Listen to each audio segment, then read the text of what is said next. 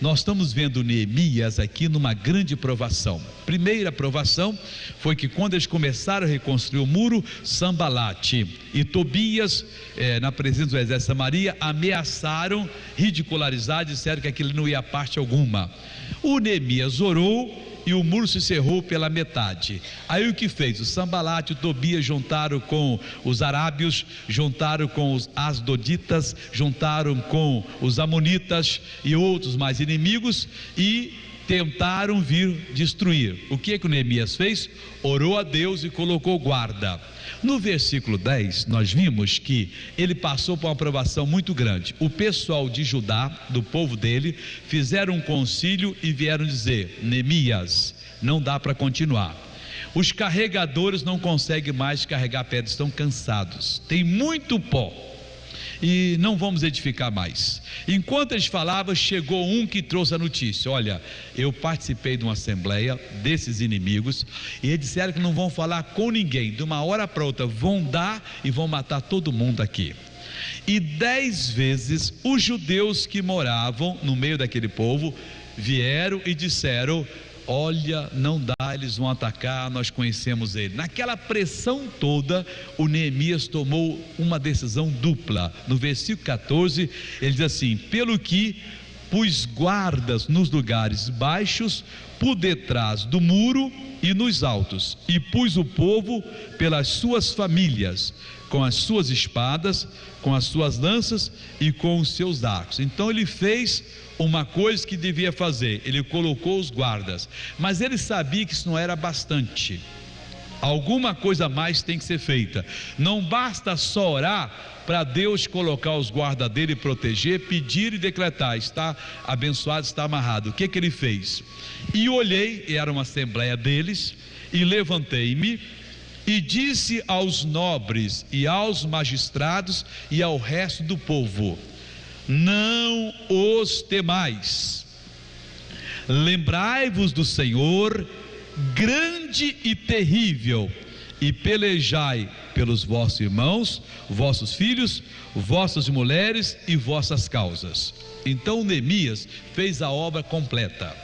Não basta só a pessoa começar a pedir a Deus proteção e declarar que está curado. O que ela tem que fazer? Ela tem que assumir o lugar dela na palavra de Deus. E ele disse: vocês não podem temer. Quando você teme, você abre a porta para o inimigo entrar. O temor e o medo não é algo que é comum ao povo de Deus, é comum a todo ser humano. Mas depois que nós aceitamos Jesus, o nosso espírito é recriado e ele não pode aceitar mais o medo. Ele tem de tomar uma posição na vida e não permitir de jeito algum que esse espírito de medo venha possuir a gente. Quando o medo chega, a fé vai embora. Sem fé, Deus não está presente. Com medo, o diabo está presente. Me parece que é Provérbios capítulo 28:1. Se eu estiver enganado, você me perdoe, mas é uma mensagem que Deus me usou algum tempo atrás para dar. Não é propriamente essa não, é aquela que é intrépido como um leão. Pastor Jaime pode me dar aqui agora. Diz assim: fogem os ímpios sem que ninguém os persiga, mas qualquer justo está confiado como o filho do leão. Eu não sei se a tradução é outra, mas isso aqui também vale para nós, né? Foge os ímpios sem que ninguém os persiga. Veja o que faz o medo que as pessoas têm. Mas qualquer justo está confiado como o filho do leão. Ele sabe que o pai dele é o rei dos animais, que manda e desmanda, e ele não vai temer. Aqui o Neemias sabia que não era só importante colocar os guardas, é muito importante você se consagrar, fechar as brechas e pedir a Deus aquela proteção e declarar: está protegido em nome do Senhor Jesus. Mas o Neemias, sabendo que se o coração do povo temesse, eles então perderiam a batalha, ele disse: portanto, não os temais, não temam, deixa eles para lá, estão com ameaça, estão confederados, eles vêm na surdina, mas não os temais. Lembrai-vos do Senhor, Isso é importante. Nós não estamos aqui, Neemias estava dizendo, porque quisemos. Não, foi o Senhor Deus que abriu a porta e nos colocou. Nenhum de nós é chamado para o reino dos céus por acaso, porque somos sábios. Jesus disse: ninguém pode vir a mim se o Pai que me enviou não o trouxer. Todos nós fomos trazidos pelo Pai para esse reino. Então temos de lembrar que Ele é grande, Ele é terrível, Ele vai lutar em nosso favor, se nós não temermos e ficarmos firmes na nossa posição.